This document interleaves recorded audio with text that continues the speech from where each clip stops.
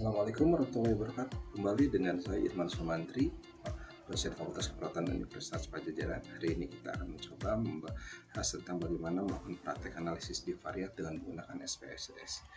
Seperti ketahui di dalam analisis bivariat itu maka erat kaitannya dengan uji hipotesis. Dan kita ketahui ada beberapa jenis uji hipotesis. Dalam hal ini saya akan menjelaskan tentang dua jenis uji hipotesis.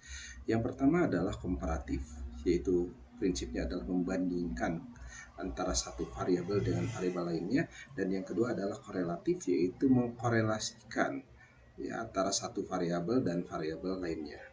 Biasanya yang korelatif ini sifatnya saling independen di antara kedua variabel, sedangkan yang komparatif ada hubungan sebab akibat, ada variabel independen dan dependen yang secara jelas. Nah, untuk komparatif ini dibagi menjadi dua, yaitu tidak berpasangan, yang artinya bahwa satu variabel dengan variabel lainnya itu tidak diukur secara sama, yang berarti ada perbedaan variabel penelitian. Sedangkan kalau berpasangan adalah itu penelitian di mana antara variabel satu dengan variabel lainnya diukur secara berulang kali, atau cara pengukurannya adalah sama, karena memang variabel yang ditelitinya adalah satu hal yang sama. Nah, untuk yang tidak berpasangan dan berpasangan ini nanti dibagi lagi menjadi apakah itu dua kelompok atau lebih dari dua kelompok. Dua kelompok artinya kalau tidak berpasangan berarti hasil ukurnya hanya dua untuk yang data kategoriknya. Sedangkan yang berpasangan itu berarti bahwa pengukurannya dilakukan selama dua kali, misalnya pre dan post saja. Sedangkan kalau lebih dari dua kelompok, untuk yang tidak berpasangan artinya hasil ukur untuk data kategorinya lebih dari dua. Sedangkan berpasangan untuk yang lebih dari dua kelompok artinya pengukurnya lebih dari dua. Contohnya ketika kita mengukur suatu penelitian, yang pertama diukur pre-nya, lalu post ke satu, lalu post kedua, dan lain sebagainya. Maka kita gunakan yang lebih dari dua kelompok. Nah, dari uji-uji ini, maka nanti kita akan memilih. Ketika data-datanya berbentuk angka, maka kita akan melakukan uji secara parametrik. Dan inilah jenis-jenis uji parametrik yang bisa kita lakukan. Ya.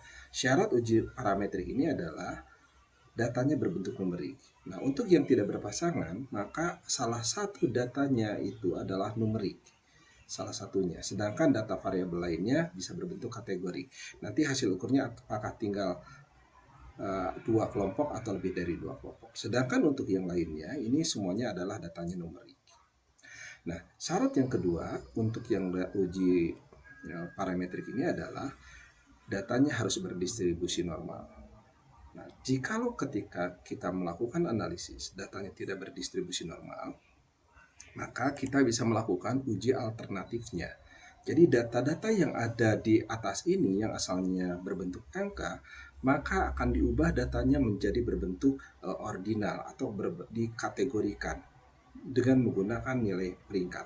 Nah, uji-uji yang di bawah ini, yang ada tanda panah ini adalah merupakan uji alternatif dari uji yang ada di atasnya. Contohnya, untuk independent sample t-test, maka alternatifnya jika data tidak berdistribusi normal, maka gunakan mean Whitney. Begitu juga kalau yang korelatif ini Pearson, jika tidak berdistribusi normal, maka kita bisa lakukan ujinya dengan salah satunya dengan uji Spearman. Nah, bagi penelitian yang memang dari awal datanya itu sudah berbentuk kategori, baik independen maupun dependen, maka kita langsung ujinya itu dengan uji non-parametrik yang ada di bawah ini. Ya, yang paling sering dilakukan adalah untuk yang tidak berpasangan itu adalah dengan chi-square, ini yang paling sering kita lakukan.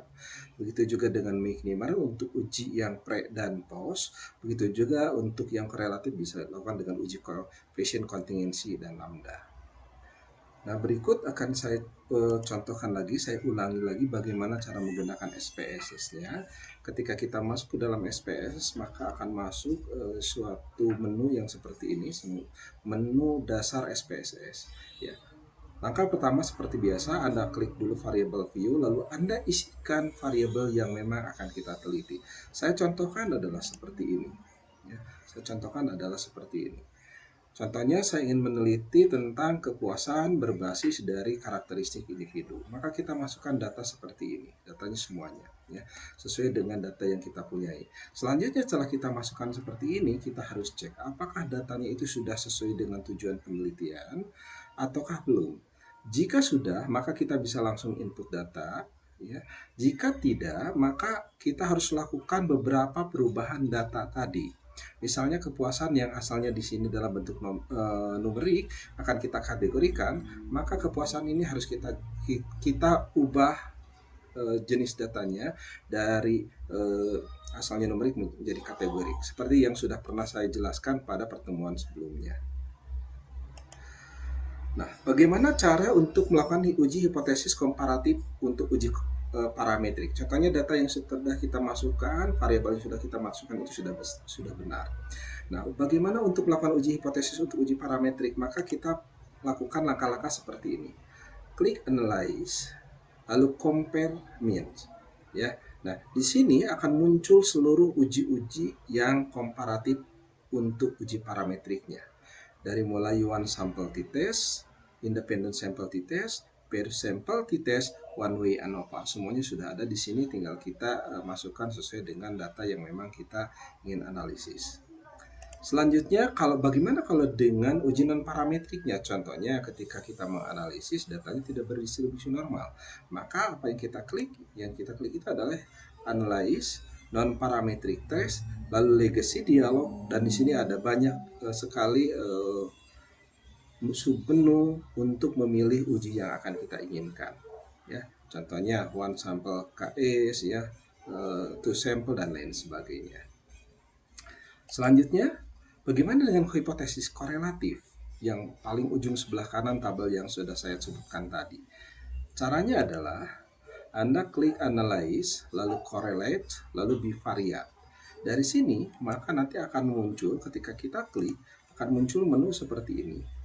Ya, tinggal kita masukkan saja data yang memang akan kita uji.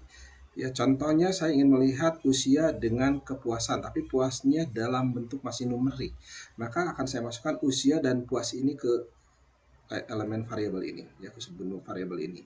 Lalu saya akan klik Pearson atau Spearman tergantung dari uji normalitas tadi. Kalau memang normal maka saya akan gunakan Pearson, kalau tidak normal maka saya akan gunakan Spearman. Selanjutnya, bagaimana dengan uji non-parametrik, yaitu untuk uji chi-square, Mc-Nehmer, dan lain sebagainya. Langkahnya adalah Anda hanya tinggal perlu klik Analyze, Descriptive Statistic, lalu Cross Tab. Ya. Nanti dari sini akan muncul suatu menu yang seperti ini.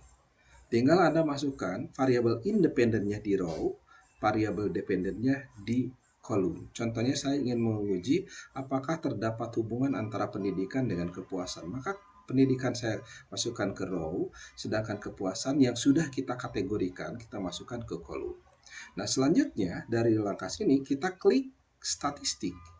Di statistik ini maka akan muncul menu seperti ini, ya. Tinggal kita pilih, contohnya saya akan pilih chi-square atau kita pilih Mc-Nehmer, tergantung apa yang kita ingin ujikan. Tetapi dari contoh yang tadi kita sebetulnya menggunakan uji chi-square, ya, karena datanya tidak berpasangan. Lalu setelah itu kita continue. Setelah continue kita klik yang selanjutnya adalah cell, ya. Kita klik cell. Nah, untuk di cell, ya, yang penting untuk presentasi kita klik itu adalah yang row. Jikalau penelitian kita adalah cross sectional, tapi kalau case control kita klik yang kolom. Jadi sesuaikan dengan apa yang kita butuhkan. Ya, saran saya gunakan saja presentasi yang raw sehingga nanti 100%-nya itu adalah ke sebelah kanan. Baik, saya kira itu untuk pertemuan hari ini. Kita akan bertemu lagi di pertemuan mendatang dengan analisis bagaimana menggunakan SPSS lebih lanjut. Terima kasih. Assalamualaikum warahmatullahi wabarakatuh.